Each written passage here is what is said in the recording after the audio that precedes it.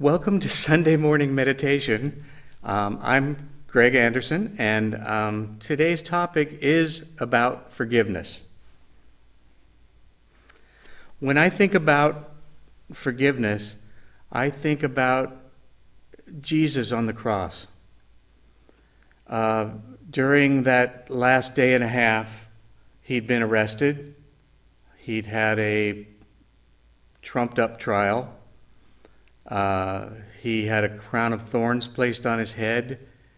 He was scourged with leather whips embedded with glass and rock. He was forced to carry part of his cross to the hill at Golgotha. He was then nailed to the wood and strapped by ropes to the wood and hung or crucified. With all the things that the Romans had done to Jesus, Jesus looked to the heavens and said,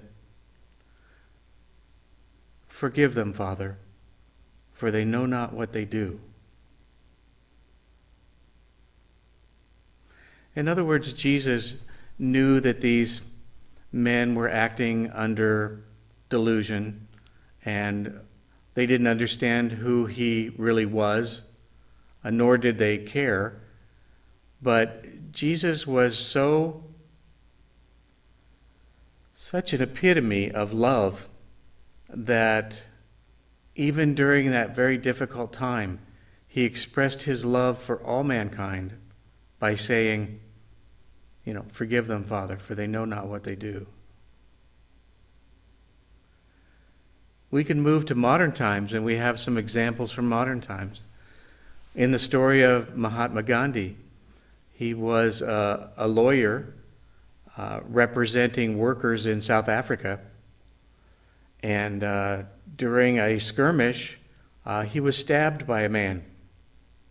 And the courts arrested this man, and they approached Gandhi and asked if he wanted to press charges, whether there should be a trial. And Gandhi said, "No, I forgive this man." Well, in this case, this had such a profound effect on the man that had stabbed him that the man became his follower, his disciple. Later on, when Gandhi returned to India, he successfully engineered a peaceful movement to overthrow British rule. And when that had happened and India had received its independence, at a party, a young man came up and pulled out a gun. And this would-be assassin shot 3 times.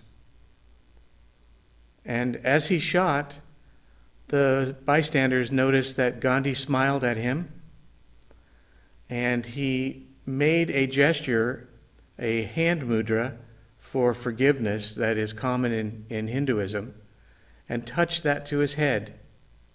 In other words, his last act as a mortal man was to forgive his assassin. That's love. When someone hurts us or breaks our trust or does something to damage us, quite often we become angry. We become bitter. We seek not only restitution, but quite often revenge. We have the examples of Jesus and Gandhi that I've just talked about that show us how they turned potential anger and bitterness into love. And it reminds me of the passage from the New Testament where Jesus talks about the 2 great commandments. He says, "First, thou shalt love the Lord thy God with all thy heart, with all thy strength, and with all thy mind. And the second is like unto the first. love thy neighbor as thyself. Forgiveness is simply an extension of love thy neighbor as thyself. In Autobiography of a Yogi, Yogananda actually quotes from the Mahabharata, and he says, "One should forgive under any injury. It hath been said that the continuation of the species is due to man's being forgiven. Forgiveness is holiness. By forgiveness the universe is held together. Forgiveness is the might of the mighty.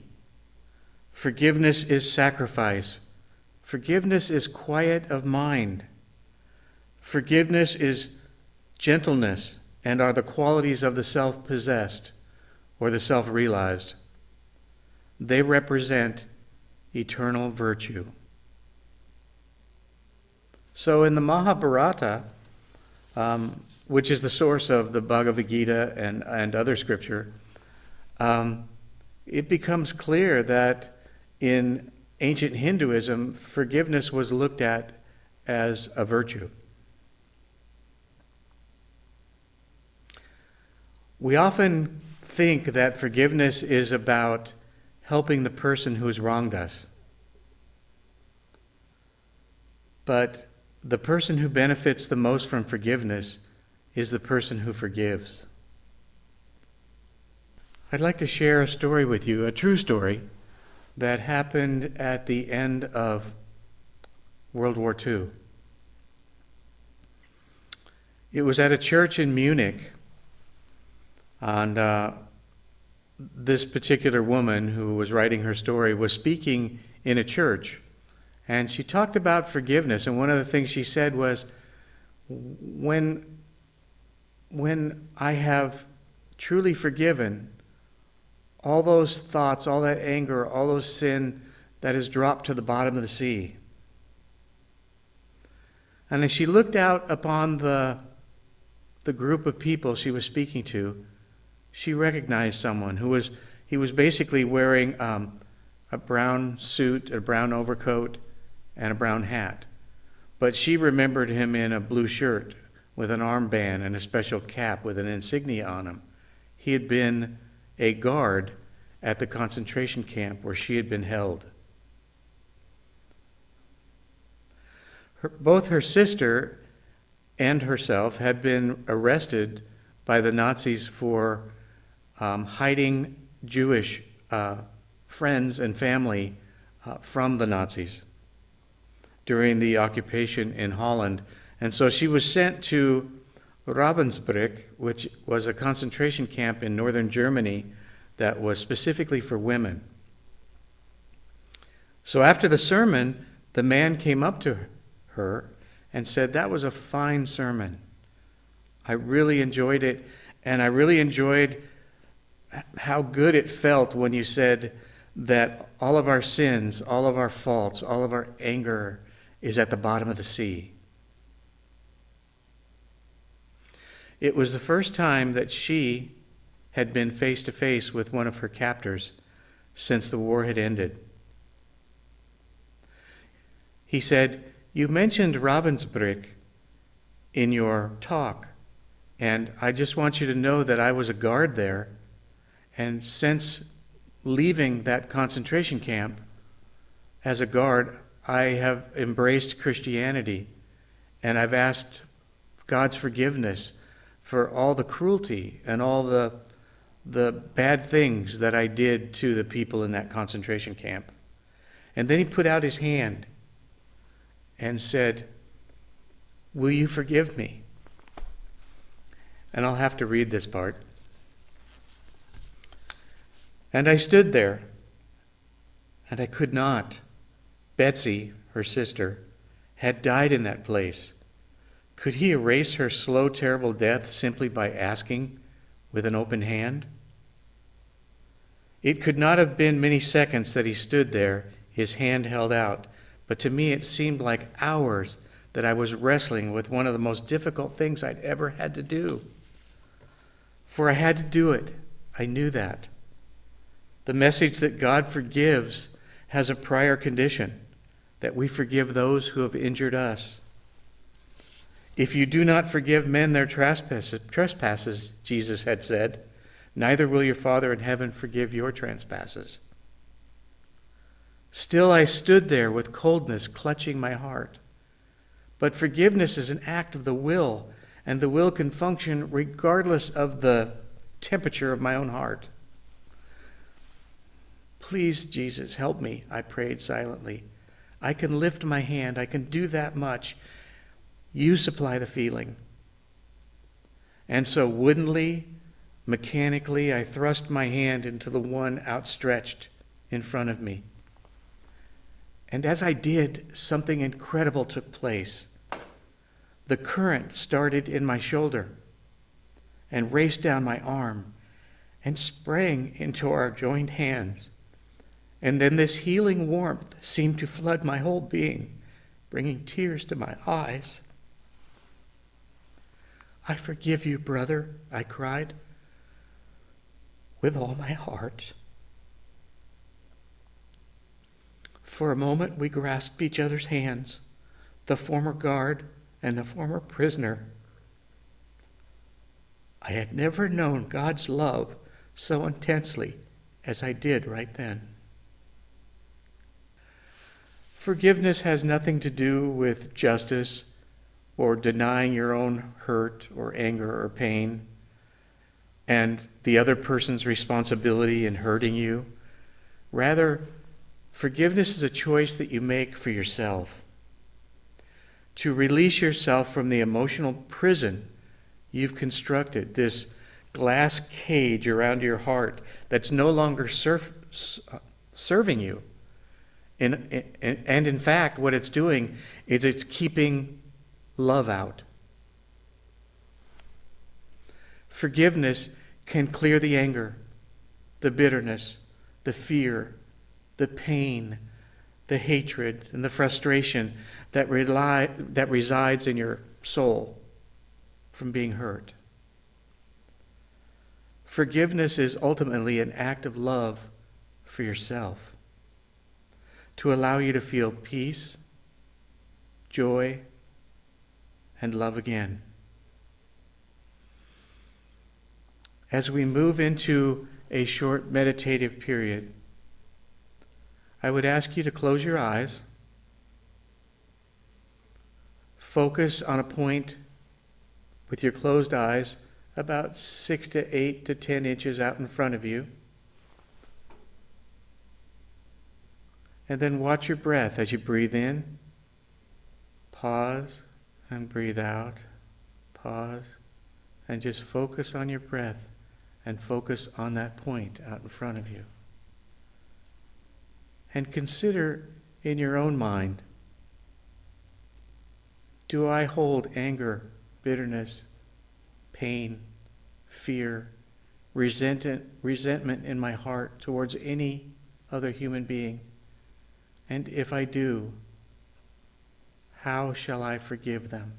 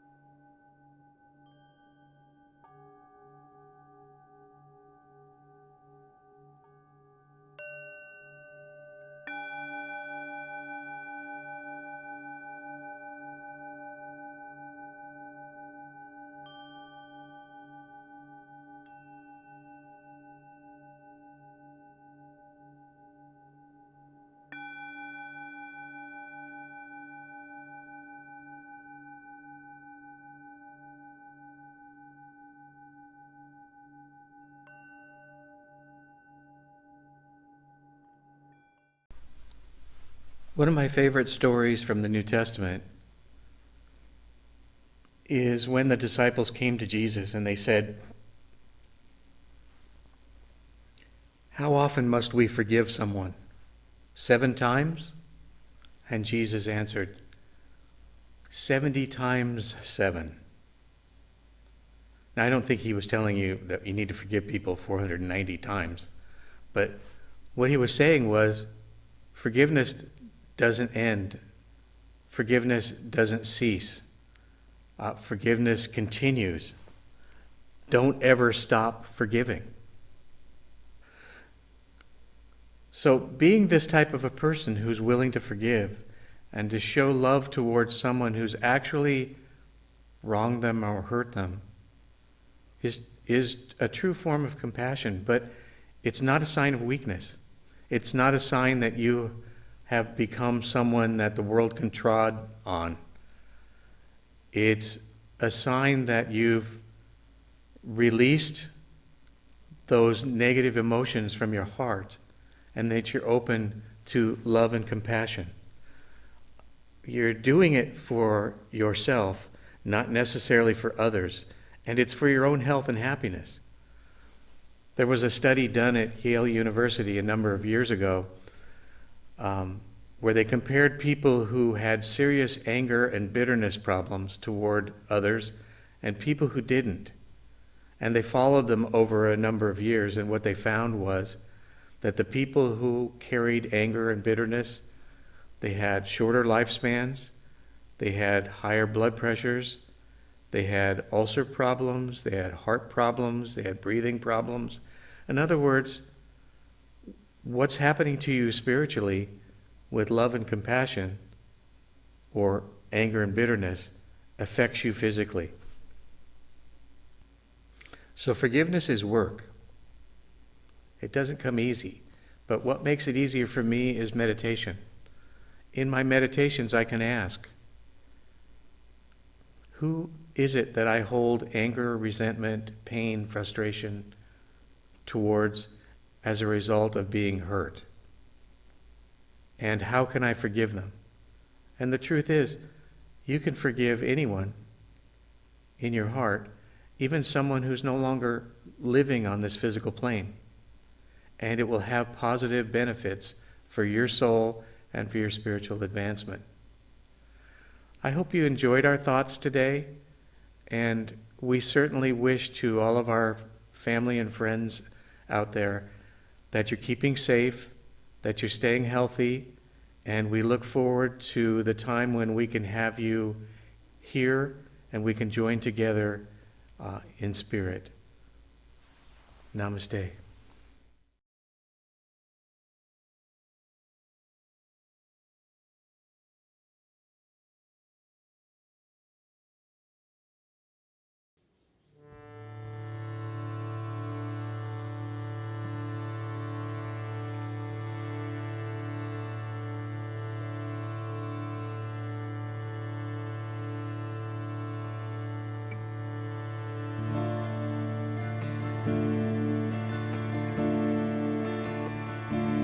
Let thy whisper in the temple of silence guide me to the right path.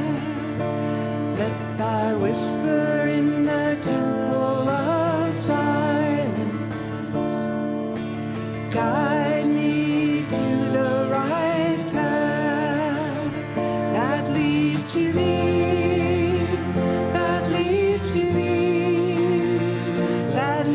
To thee, that leads to thee, that leads to thee, that leads to thee. Let thy whisper in the temple of silence guide me to the right path. Let thy whisper temple of silence guide me to the right path that leads to thee, that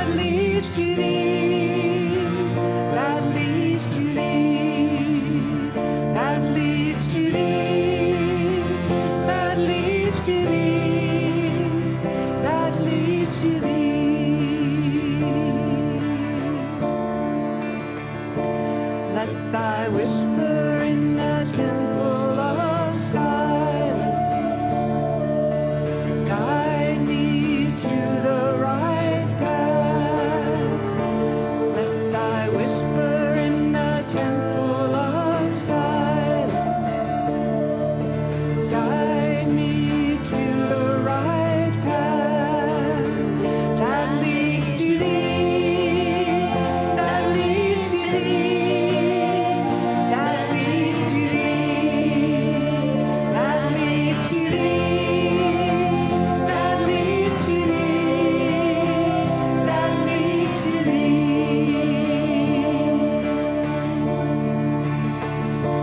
Let thy whisper in the temple of silence guide me to the right path. Let thy whisper in the temple of silence guide me to the right path that leads to thee, that leads to thee, that leads to thee, that leads to thee, that leads to thee, that leads to thee. Let thy whisper